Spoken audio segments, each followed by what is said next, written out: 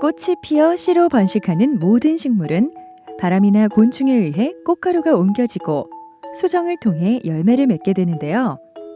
최근에는 과도한 농약 사용으로 꽃가루를 매게 하는 곤충이 줄어들고 있으며 채소나 과수 등 시설 재배 작물의 꽃 피는 시기가 자연 상태와는 다르기 때문에 인위적인 방화 곤충을 투입하지 않으면 기대한 만큼의 수확량을 얻기가 어려워졌습니다. 따라서 농가에서는 여러 종류의 화분 매개 곤충을 적극적으로 활용하고 있는데요. 화분 매개 곤충 중 하나인 뒤형벌은 꽃가루 수정 능력이 탁월하고 온실과 같은 좁은 공간에서도 개의치 않고 활동하는 등 꿀벌에 비해 많은 장점을 가지고 있어 다양한 활용법이 연구되고 있습니다. 농가 소득 향상의 필수 곤충, 국립농업과학원에서 개발한 화분 매개 곤충 뒤형벌의 활용 기술에 대해 알아보겠습니다. 뒤형벌은 꿀벌에 비해 몸이 크고 토마토 등 꽃꿀이 거의 없는 가지과 작물에 화분 매개 효과가 큰데요.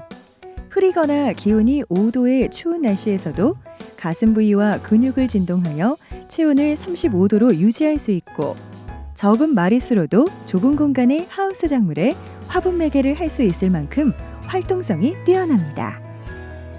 또한 꿀벌과 달리 여왕벌이 없어도 일벌과 수벌만으로도 살 수 있기 때문에 개체별로 분리하여 소규모 채종용 및 육종용 작물에도 사용할 수 있는 특성을 가지고 있습니다.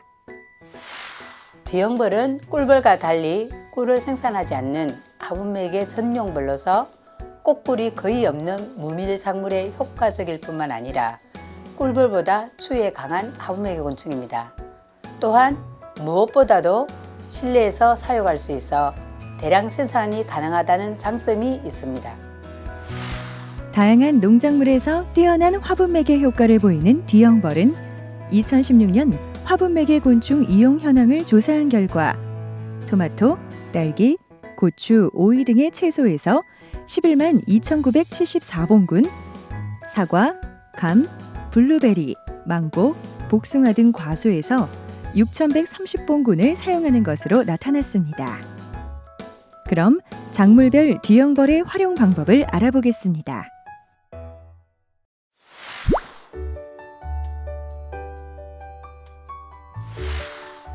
먼저 뒤형벌 활용 효과가 큰 토마토에 방사하는 방법입니다. 토마토에는 연중 사용이 가능하며 사용기간은 약 1, 2개월 정도입니다.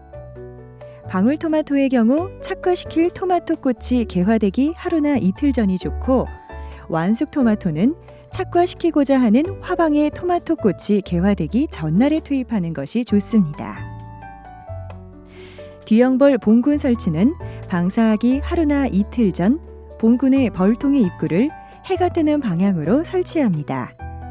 그런 다음 50에서 100cm 높이의 받침대를 놓고 봉군 위에 판자나 스티로폼을 덮어 직사광선을 받지 않도록 합니다.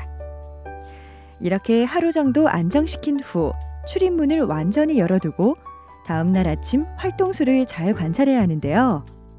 활동하는 일벌의 수가 적다고 봉군을 세게 건드리거나 충격을 주지 않아야 합니다.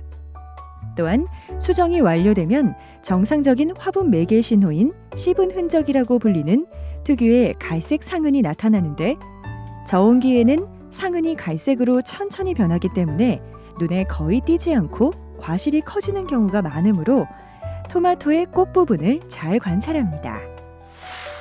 한편 토마토 품종별로 화분의 양이 다르므로 봉군 투입 초기부터 봉군의 활력 유지를 위해 3일에 한 번 꽃가루를 티스푼으로 한 숟갈씩 봉군 내부에 넣어주는 것이 좋으며 재배시설 내부 온도는 10도 이상 30도 이하로 유지하는 것이 좋습니다. 지금까지 품질 좋은 과실을 생산하기 위해 성장 호르몬제를 사용하거나 진동기를 사용하였는데 최근 뒤형벌 활용 기술이 개발 보급되면서 성장 호르몬제를 처리했을 때보다 뛰어난 효과를 확인할 수 있었습니다. 방울토마토의 뒤형벌을 방사한 결과 호르몬제로 처리했을 때보다 착과율과 생산량이 높았으며 뒤형벌을 매개로 얻은 과실은 기형과나 동공과 발생률이 거의 나타나지 않았습니다. 성장 호르몬제를 대형벌과 비교했을 때 노동력이 많이 들 뿐만 아니라 동공과나 기형과 등의 생리적 장애가 일어나는 단점이 있습니다. 하지만 대형벌을 활용하면 이런 단점을 모두 해결할 수 있습니다.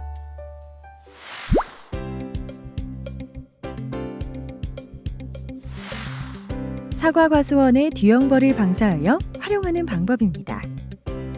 사과 재배 시 뒤형벌을 사용하는 시기는 4월 중순에서 5월 상순이 좋으며 사용 기간은 14일 이상이 적당합니다. 투입 시기는 사과꽃이 10% 정도 피었을 때가 좋고 방사량은 사과 재배 면적 1980제곱미터에서 3300제곱미터 기준 200마리 이상 3봉군이 적당합니다. 봉군을 설치하는 방법은 토마토와 마찬가지로 방사하기 하루나 이틀 전에 벌통의 입구를 해가 뜨는 방향으로 설치하고 50에서 100cm 높이의 받침대를 놓고 상부를 판자나 스티로폼으로 덮어줍니다. 봉군을 1시간 이상 안정시킨 후 벌통의 입구를 1cm 정도 열어둔 다음 개화가 진행되면 벌통을 모두 열어줍니다. 사과꽃이 피는 시기에 온도가 15도씨 이하로 내려가거나 흐린 날씨가 계속될 경우 꿀벌이나 머리뿔 가위벌 등의 화분매개 곤충 활동량이 갑자기 줄어들 수 있습니다. 이때에는 추위에 강한 뒤형벌을 활용하면 수정률을 높일 수 있습니다. 사과밭의 뒤형벌을 방사한 결과 인공수분에 비해 과실의 품질과 착과율이 좋았으며 인공수분에 드는 비용을 절감할 수 있어 경제적이었습니다.